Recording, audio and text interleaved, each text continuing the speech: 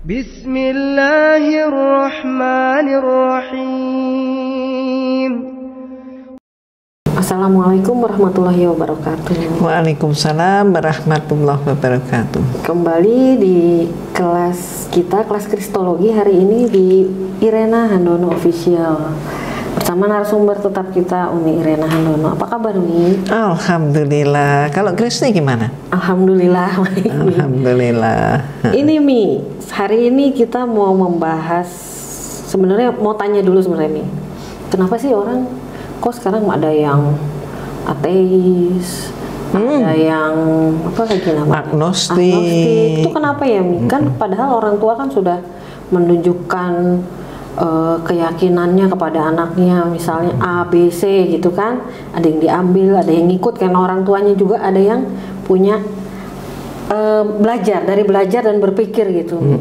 Itu ya.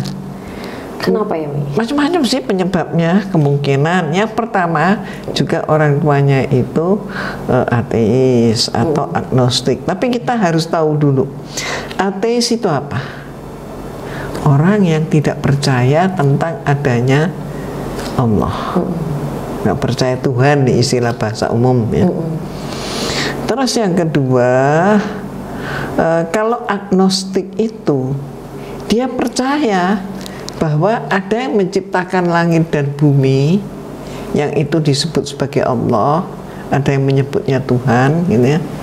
Tapi dia nggak mau diatur oleh agama.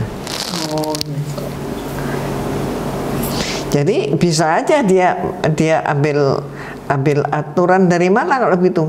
Ya kalau dia senang di situ, ambil situ, ambil situ, ambil situ, ambil satu, gabung jadi satu. Itu bisa aja begitu, itu agnostik. Nah, yang perlu kita tahu bahwa sebenarnya kenapa kok orang bisa jadi ateis dan kenapa orang kok bisa jadi agnostik gitu ya. Ini jelas ada pemahaman yang harusnya dia ngerti tapi dia nggak ngerti. Nah, jadi tema kita hari ini apa Mi? Ya kalau begitu kita sekarang ini gini, manusia itu adalah makhluk yang sempurna ya. Kesempurnaan manusia dibanding dengan semua makhluk yang lain adalah bahwa manusia itu diberi potensi akal oleh Allah. Nah sekarang ayo kita bahas ya, antara iman dan akal. Oh ya, oke baik. Ya, antara iman dan akal ini menarik banget ya. Umi ingin menunjukkan betapa pentingnya akal yang membuat manusia itu berbeda dengan semua makhluk yang lain. Kata akal itu disebut dalam Al-Quran itu 49 kali. Kata kerjanya takkilun itu 24 kali. Terus lagi kata kerja yakilun itu 22 kali. Masih ada lagi kata kerja akola, nakilu, yakilu itu masing-masing 1 kali. Ini Al-Quran dimanapun di seluruh dunia ini ya begini, sama, nggak ada perubahan. Yang menarik adalah penggunaan bentuk pertanyaan negatif ya, yang bertujuan memberikan dorongan ya. Tujuannya memberi dorongan dan membangkitkan semangat. Apa misalnya? Afala ta'qilun. Itu diulang-ulang sampai 13 kali. Ya, itu semua itu menunjukkan demikian pentingnya akal buat manusia. Akal yang dibimbing dengan wahyu, dia akan sampai kepada keimanan. Nah, nanti kita akan jelas lihat. Sekarang kita lihat di dalam pembuktiannya di dalam misalnya saja surat Al-Ikhlas ya. Bismillahirrahmanirrahim. Qul wallahu ahad, Allahu samad, lam yalid wa lam yulad wa lam yakul lahu kufuwan ahad. Kalau kita terjemahnya, insya Allah semua umat Islam hafal.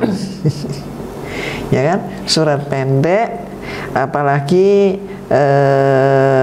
banyak di antara kita juga sholatnya dengan surat Al-Ikhlas. Ya, alhamdulillah salah satunya itu. Umi terjemahnya ya. Qul wallahu ahad. Ya. Jadi katakanlah bahwa Allah itu ahad, Allah itu esa, Allah itu maha esa, Allah itu satu. Allah adalah Tuhan yang bergantung kepadanya segala sesuatu. Jadi Allah itu Tuhan. Maksudnya apa? Allah itu yang disembah. Nah, Tuhan itu yang disembah. Allah itu yang disembah. Dan pada Dia bergantung segala sesuatu. Bahwa Dia, Allah, itu tidak beranak dan tidak diperanakkan. Artinya apa? Bahasa lain, nggak punya keturunan, nggak punya leluhur. Ya, nggak punya keturunan, nggak punya leluhur. Jadi apa? Tidak ada seorang pun, tidak ada seorang pun, tidak ada, bahkan tidak ada makhluk apapun yang setara dengan Dia. Ya. Kalau setara, mirip, sama, apalagi gitu ya, yaitu ciptaan. Ya kan? Ya. Tapi Allah itu tidak ada apapun ya, yang setara dengan Dia. Surat Al-Ikhlas ini adalah ayat Allah yang membuka pemikiran Umi. Alhamdulillah sampai Umi mampu menggapai hidayah Allah menjadi seorang muslimah. Umi kalau diajak ngomong surat Al-Ikhlas sehari, ayo. Kandungannya mendalam banget. Nah, akidah Islam itu apa sih? Akidah Islam itu satu, beriman kepada Allah, beriman kepada malaikatnya, beriman kepada kitab-kitabnya, beriman kepada rasulnya, beriman kepada hari akhir, beriman kepada qada dan qadar, baik buruk dari Allah. Sekarang dengan akal ya, yang dibimbing oleh wahyu, kita ke dalam itu tadi beriman kepada 6 kali kan ya. Nah sekarang iman itu apa? Keyakinan nih. Nah ini dalam Islam ini sangat sempurna. Iman itu bukan cuma keyakinan, iman itu bukan cuma percaya, gitu ya. Tapi iman itu maknanya adalah pembenaran yang pasti. Pasti itu apa? Pasti itu sesuai dengan kenyataan. Jadi maksudnya kayak apa itu? Muncul dari dalil atau bukti. Umi ulangi lagi ya. Iman itu maknanya adalah pembenaran yang pasti, nggak ada keraguan, nggak ada kira-kira, nggak ada yang ngomong pokoknya. Ya sudahlah, pokoknya kamu bilang begitu, aku percaya. Enggak. Masuk surga. Nggak bisa begitu. Iman itu pembenaran yang pasti. Yang artinya apa pembenaran yang pasti? Ya sesuai dengan kenyataannya. Misalnya Krisi mengatakan, aku ntar malam jalan-jalan mau ke Bogor. Gitu. Terus itu harus antara pernyataan dengan kenyataan harus sama. Ya. Balik ke iman. Iman itu pembenaran yang pasti, benar yang pasti. Nggak benar karena percaya gitu aja, nggak. Nggak kira-kira, tapi benar yang pasti. Pasti maksudnya benar pasti itu apa? Ya sesuai dengan kenyataan. kita ngomong misalnya tentang bunga ini, kita rinci tentang bunga ini sesuai dengan kenyataannya. Terus apa? Syarat satu lagi, muncul dari pembuktian, ada buktinya. Loh, kita ngomong tentang bunga, bunganya ada nggak? Kagak ada, ya nggak bisa.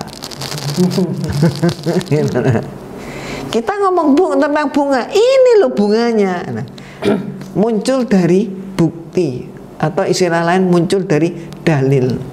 Nah, ini ya. Kita kupas lagi, pasti. Pembenaran yang pasti. Pasti itu artinya apa? Yakin 100%. Iya, persis. Nggak pakai ragu, ya kan? 100% yakin, nggak pakai ragu. Lah sesuai dengan kenyataan artinya apa? Bukan khayal, Bukan kadang-kadang. bukan ngada-ngada, gitu ya. Terus muncul dari pembuktian, ada dalilnya, ada buktinya. Artinya apa?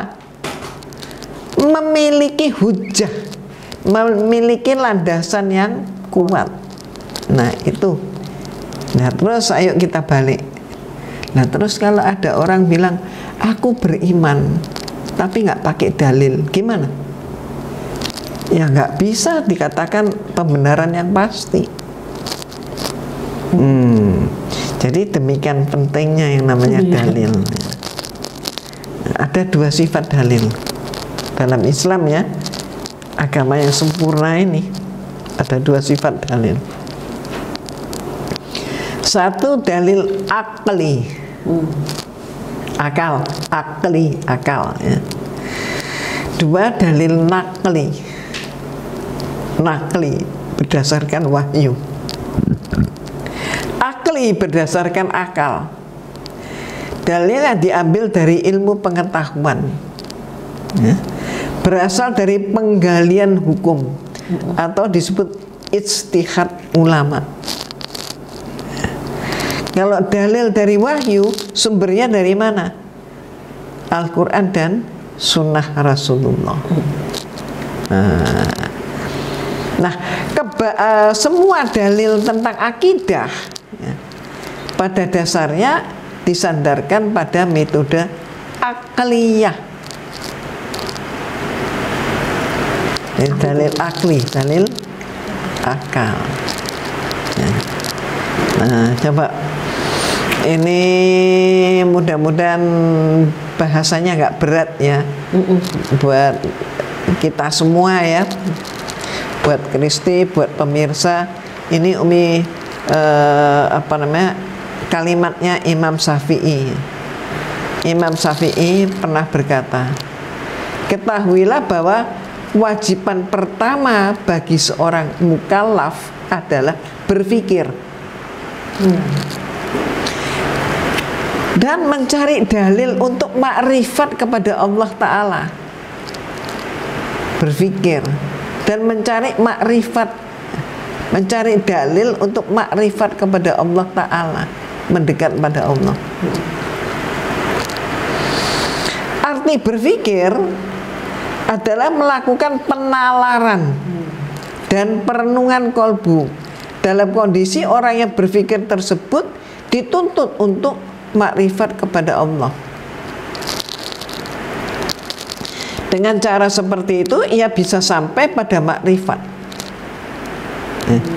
terhadap hal-hal yang gaib dari pengamatannya dengan indera.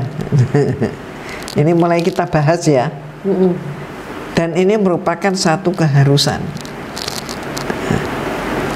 Dengan bahasa lain, Umi terjemahkan tadi ya, bahasa pendefinisian tadi ya, uraiannya tadi sudah kita baca. Sekarang kita masuk ke dalam persoalan. Ayo, bahasa awamnya. Bagaimana kita bisa membuktikan kebenaran eksistensi Allah? Dengan kata yang lebih sederhana lagi, bagaimana misalnya ini Kristi bisa membuktikan bahwa Allah itu ada? Nah, ini kan penting nih, ateis tadi itu. Bagaimana Kristi bisa membuktikan bahwa Allah itu ada? Pakai akal. nggak boleh ngayal, katanya. nggak boleh katanya, nggak boleh pakai akal. Umi untuk menjelaskan seperti ini, Umi pakai pendekatan terhadap orang yang sangat sederhana. Tujuannya apa? Kalau kita sudah pakai pendekatan dengan apa namanya sederhana, maka sampai kepada jenjang cerdik, cendekia, sampai profesor pun bakal ngerti.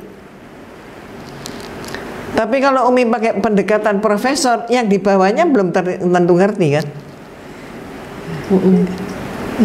Kristi masih ingat pada waktu umroh dulu, sampai di Mekah, perjalanan dari Jeddah sampai di Madinah atau sampai di Mekah, di tengah jalan kemudian lihat di padang gurun ada onta gitu ya, terus ada tenda-tenda, ada onta-onta, ada tenda-tenda, ada orang Badui.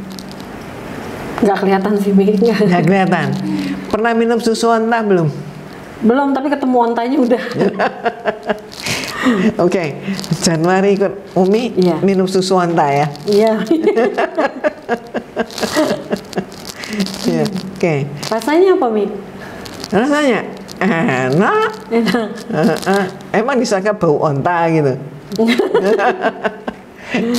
Kalau Kristi jawab baru onta, Umi mau tanya, emang pernah nyium onta? Deket aja gitu foto. Orang Arab Badui yang disebut Beduin ya, itu mereka adalah suku Arab nomaden. Nomaden berarti hidupnya itu sederhana banget dan pindah-pindah. Jadi satu tempat dia di situ, rumahnya bukan dari kayak kita gini ya, batu, bata atau sejenisnya, enggak ya, tapi itu dari tenda. Kalau dulu mungkin ya dari rumput-rumputan kering gitu ya. Nah, ini ya sederhana banget seperti itu. Nah terus Umi teringat mereka ini selalu kalau zaman sekarang ya, mereka ini pakai mobil pick up. Perlunya apa kok pick up? Ya di depan itu dia dengan istri dan anaknya, terus di belakang itu makanan onta, rumput onta, tendanya, rumahnya itu kan apa namanya dibongkar, digulung, taruh di pickup gitu. Terus dia cari gitu tempat lain yang masih banyak rumputnya gitu kan untuk si onta, ya pindah dia ke situ. Nanti di situ rumput sudah habis, ya cari lagi. Kalau musim panas, kira-kira di mana yang letaknya tidak langsung terkena sinar matahari. Nah, ini kenapa kok Umi pakai orang Badui sebagai apa namanya sorotan kita saat ini? Orang Badui itu ketika kita ditanya mereka, dengan apa engkau mengenal Robmu?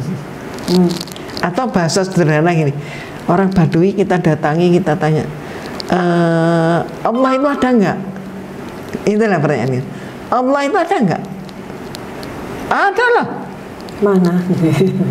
Gimana caramu membuktikan kalau Allah itu ada? Nah itulah pertanyaannya.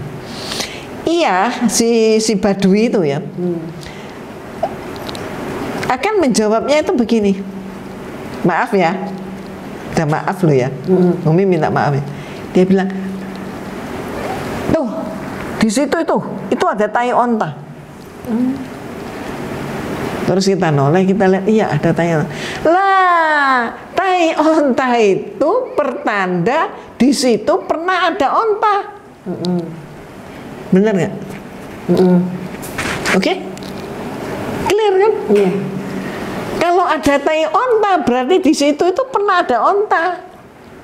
Nggak tahu onta jalan di situ atau beristirahat di situ, terus buang kotoran di situ. Jadi menunjukkan di situ pernah ada onta. Betul nggak? Iya. Terus habis itu tuh lihat tuh di sana. Di situ bukan tai onta, bukan. Ada jejak tapak kaki manusia. Ya, menandakan apa? Di situ pernah ada orang lewat. Maka jejak telapak kakinya ada. Lah kalau tidak ada orang lewat di situ, tidak ada jejak kakinya. Ada orang lewat di situ, kita berani menyatakan walaupun orangnya tidak kelihatan sekarang, tidak ada. Oh, di situ itu pernah orang lewat situ. Kalau onta itu pernah dia lewat situ. Ontanya mana? Kagak ada. Lah kenapa kamu bilang ada? Iya, itu jejaknya. Manusia, tidak mungkin manusia lewat situ. Oh, lewat. Buktinya apa? Tuh, jejaknya. Pintar nggak? Ya kan? Itu nggak? Apa maksud Umi? Maka Al-Quran itu adalah bukti eksistensi keberadaan Allah Sang Pencipta. Jadi Allah itu ada, buktinya apa? Tuh Al-Qurannya. Ya. Clear. Clear kan? Jadi kalau mau tanya buktinya Allah ada enggak? Tuh Al-Quran. Maka mohon maaf,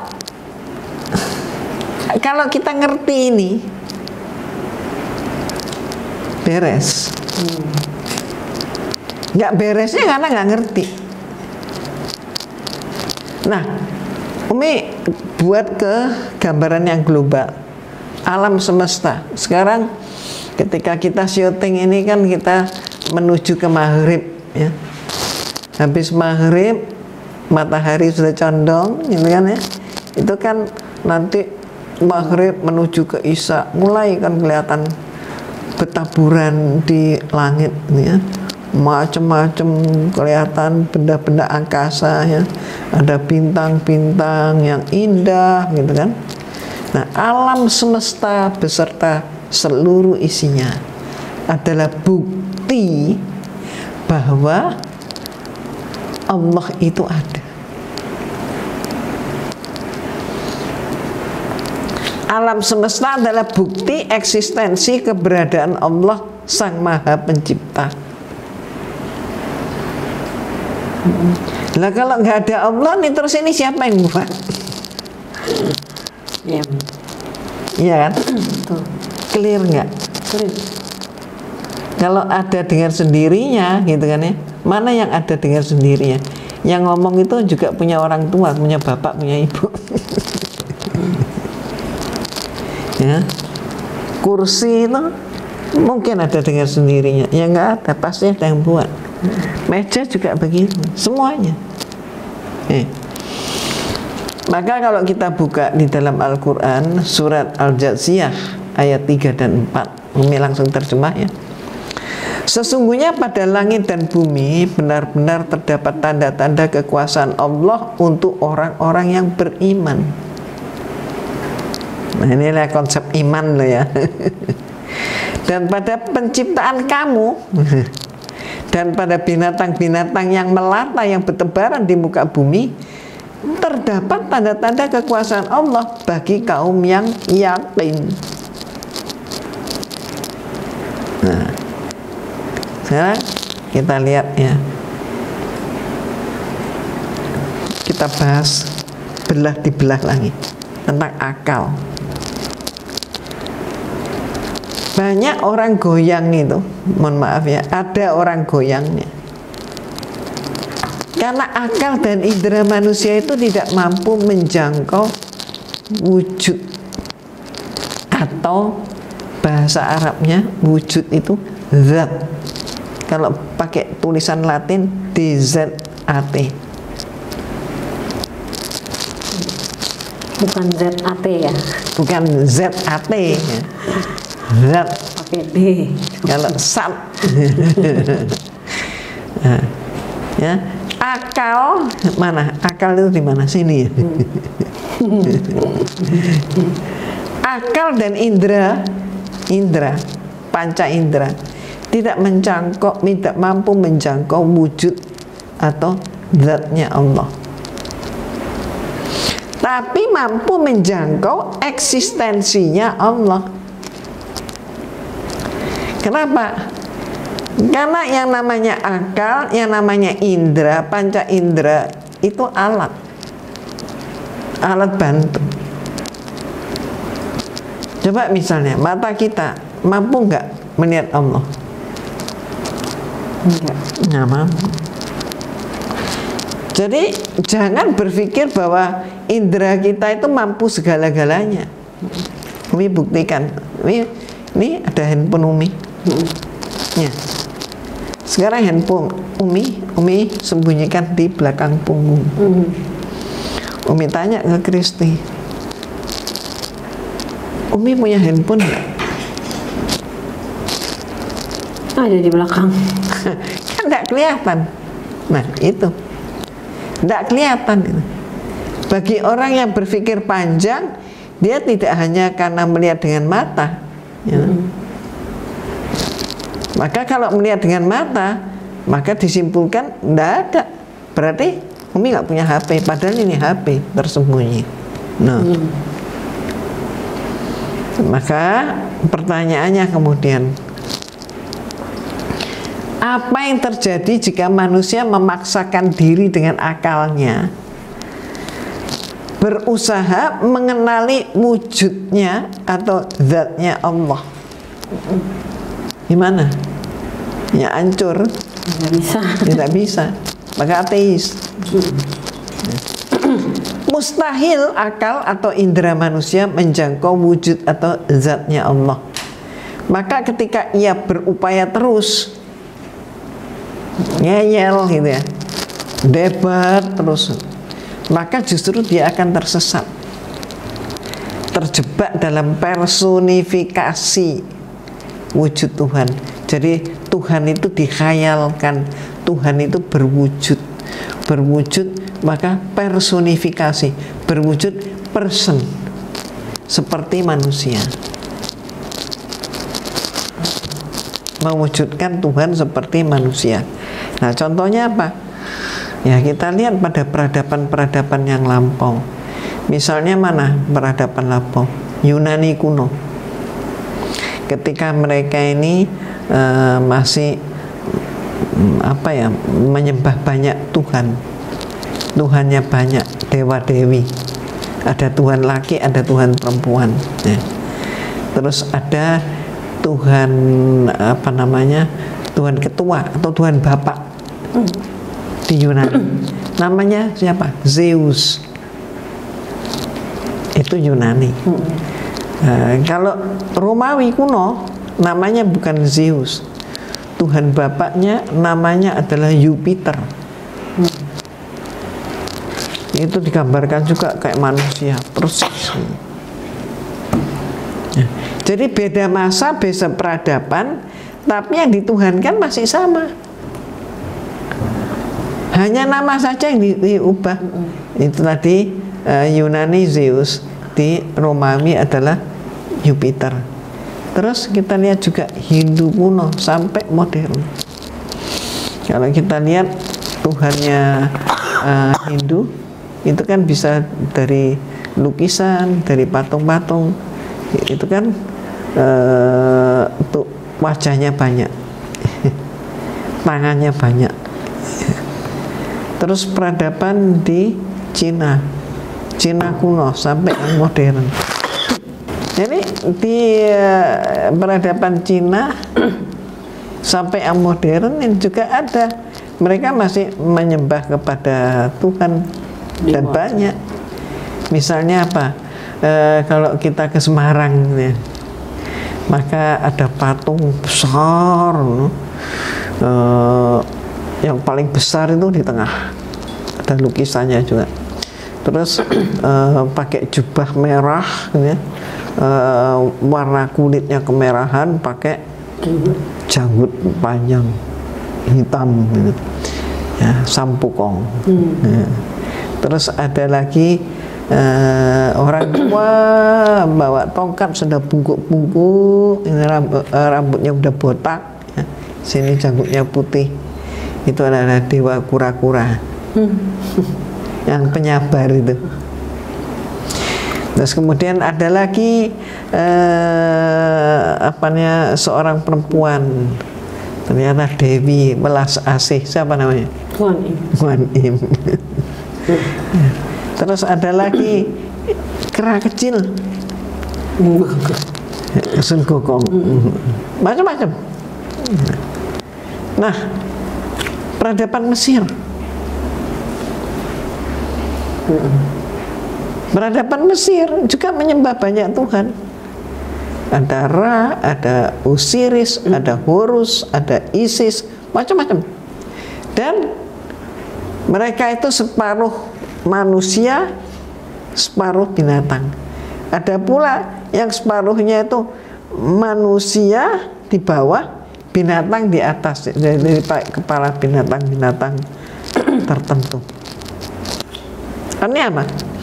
Di semua zaman, di semua peradaban, karena dangkalnya akal manusia, karena kesombongan manusia, maka manusia itu banyak yang terjebak dalam personifikasi Tuhan.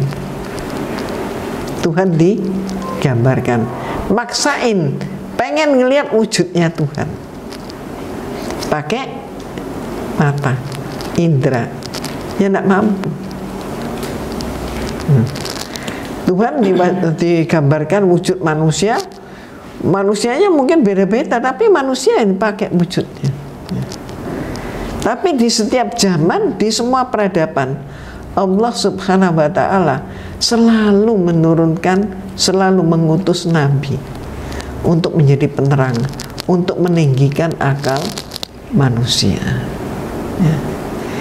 Nah, ketika Tuhan dipersonifikasikan, diwujudkan, ya, dipersonifikasikan sebagai manusia, maka maaf, dalam Bible misalnya dikatakan bahwa Tuhan bisa berjalan di atas air. Tuhan makan, Tuhan capek setelah bekerja 6 hari, maka hari ke-7 dia istirahat. Macam-macam. Nah, itu sebabnya boleh dong muncul pertanyaan, lah kalau seperti itu, apakah Tuhan itu terbatas kemampuannya? Lalu muncul lagi pertanyaan, mengapa Tuhan tidak bisa dilihat? Mengapa Tuhan membiarkan kemiskinan? Nah ini, kenapa Tuhan membiarkan peperangan? Nah, kenapa Tuhan membiarkan orang miskin? Mengapa Tuhan membiarkan bencana alam dan sebagainya? Nah, ketika pertanyaan-pertanyaan itu tadi tidak mendapat bimbingan dengan cara berpikir yang benar dan tidak bersandarkan dalil yang kuat, baik dalil akli maupun nakli, akal dibiarkan berjalan liar, maka terjerumuslah manusia itu dalam ateisme. Nggak percaya adanya Tuhan. Nah, manusia juga mudah terjebak dalam aduh, panas nih, gerah. Oh saya di apa? Oh ini mas Gerah. Untung lu hampir habis. Iya, ini. ya. Oke? Manusia mudah terjebak dalam sekularisme. Gimana sekularisme?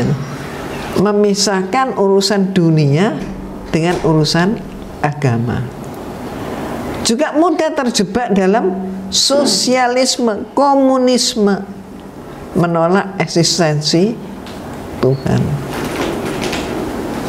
Nah, keduanya yaitu sekularisme dan sosialisme komunisme sudah banyak sebenarnya di masyarakat kita.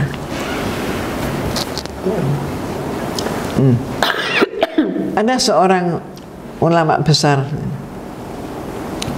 Siapa? Imam Malik.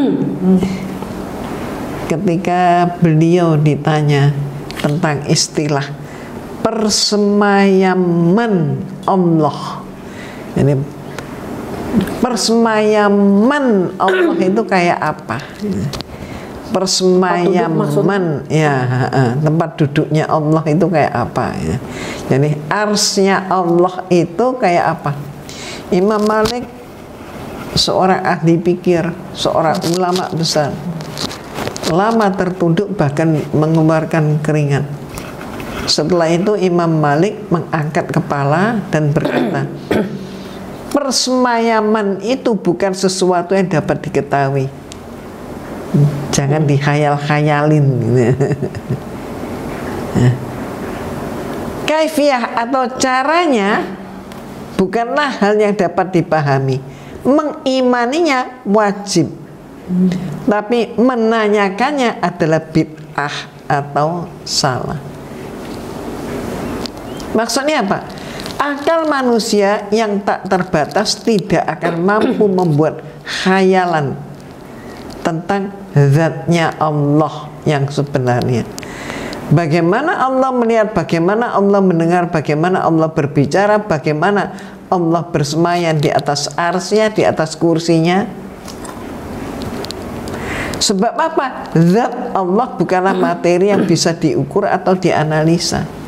Tidak bisa dikiaskan dengan materi apapun, termasuk dikiaskan sebagai manusia. Surat Al-Ikhlas tadi. Dia tidak setara dengan apapun. Nah, jadi Umi ingat, gara-gara istilah zat, ada apa ya, penginjil atau pendeta mengarang buku namanya Ibadah Haji. Pengarangnya ditulis H. Amos. Orang mikir Haji Amos. Jadi dibeli bukunya. Dibeli bukunya. Gambarnya itu pakai Ka'bah. Pas dibuka, orang Islam ternyata mempunyai Tuhan banyak. Jadi orang Islam itu mereka mengakui mereka itu menyembah kepada Sat. Dia bilang dalam bahasa Arab Zat, tapi bahasa Indonesia Sat. Nah, Sat itu kan ada 3 katanya: padat, cair, gas. Mana ini yang disembah oleh orang Islam ini? Kalau zat cair, gas, enggak. Berarti kan zat padat. Berarti orang Islam menyembah zat padat. Zat padat apa? Ya itu batu hitam, Ka'bah. Ada yang bilang juga Hajar Aswad. Nah ini kan orang yang gagal mikir. Ya, karena istilah zat itu hanya ada di dalam agama Islam, murni milik umat Islam. Tidak bisa kemudian diterjemahkan dalam bahasa Indonesia. Sat. Ya karena kesalahan berpikir itu tadi. Maka dia kemudian akibat karena kesalahan pikir ya fatal sampai menimbulkan fitnah. Nah, maka cukuplah tuntunan Rasulullah SAW kepada kita. Ada hadis Rasulullah di mana Rasulullah bersabda, berpikirlah kalian tentang makhluk atau ciptaan Allah, tapi jangan kalian berpikir tentang zat Allah, sebab kalian tidak akan sanggup mengira-ngira hakikatnya yang sebenarnya. Contoh pada masa Bani Israel, ketika Nabi Musa alaihissalam sudah membimbing mereka keluar dari penindasan Fir'aun. Sudah keluar dari penindasan Fir'aun, mereka dibimbing oleh Nabi Musa, sudah enak ini ya. Terus kemudian mereka pun rewel kan, minta makanan dari surga segala macam. Terus kemudian nggak puas-puas juga mereka. Mereka minta, hai Musa, engkau selalu mengatakan Allah. Allahmu itu yang mana? Tunjukkan Musa Allahmu, jangan kau umpetin kira-kira gitu. Tunjukkan kepada kami, kenalin dong, supaya kami ini lebih tenang, lebih puas, lebih kuat iman kami. Tunjukilah. Nabi Musa alaihissalam ini sampai sedih, nggak bisa, didesak terus, nggak bisa memberikan jawaban lagi, didesak terus. Mereka ini tetap aja nggak mau paham. Maka Nabi Musa kemudian naik ke Bukit Turzina dan kemudian mengadukan kepada Allah, ya Allah, umatku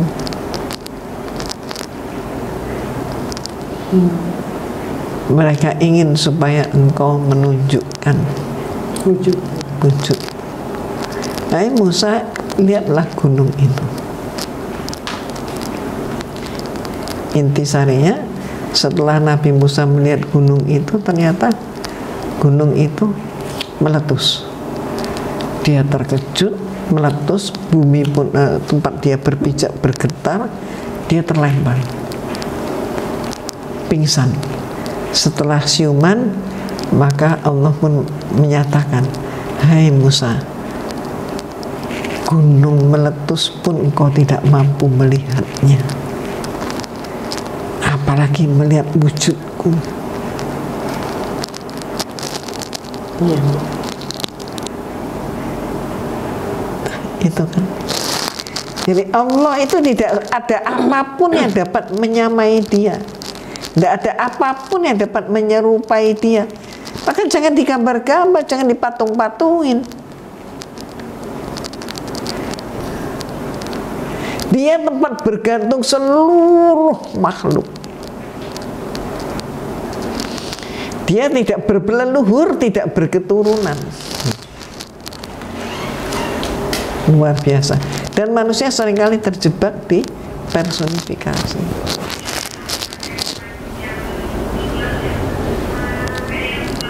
Nah, demikianlah peran akal manusia dalam masalah keimanan. Akal, sekali lagi, akal itu alat pembantu menuju iman.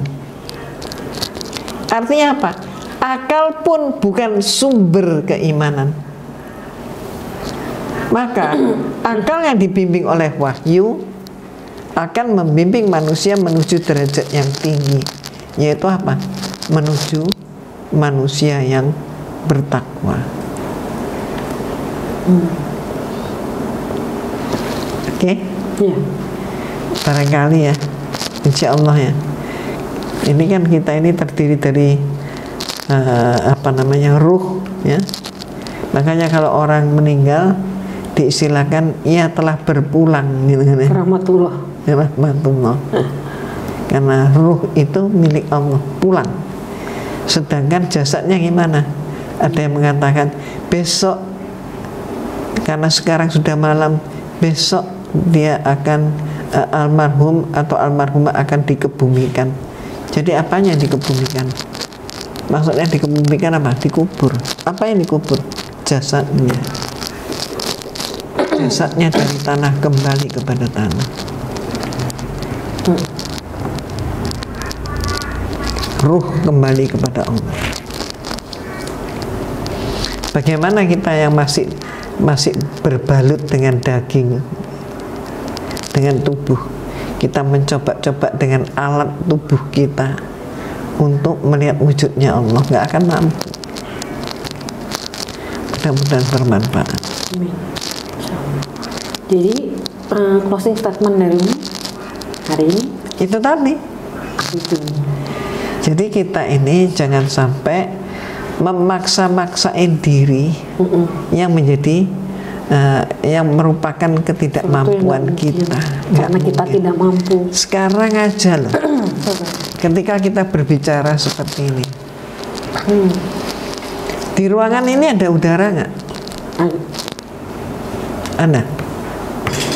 Gimana Kristi bisa bilang ada? Kristi kan tidak lihat. Iya. Ternyata apa?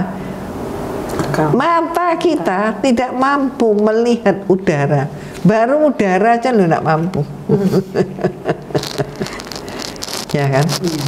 Jadi ayolah akal kita gunakan dengan bimbingan wahyu agar supaya kita tidak tersesat. Cukup menarik nih hari ini. Ya, temanya sederhana tapi dalam maknanya gitu ya. Mudah-mudahan bermanfaat ya.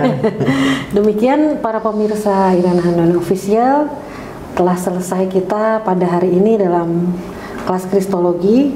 Terima kasih Umi untuk pemaparannya. Sama-sama. Sampai kita bertemu kembali, mudah-mudahan ada ibro dari pembicaraan kita pada hari ini. Billahi taufik wal hidayah. Wassalamualaikum warahmatullahi wabarakatuh. Waalaikumsalam warahmatullahi wabarakatuh. Selesai.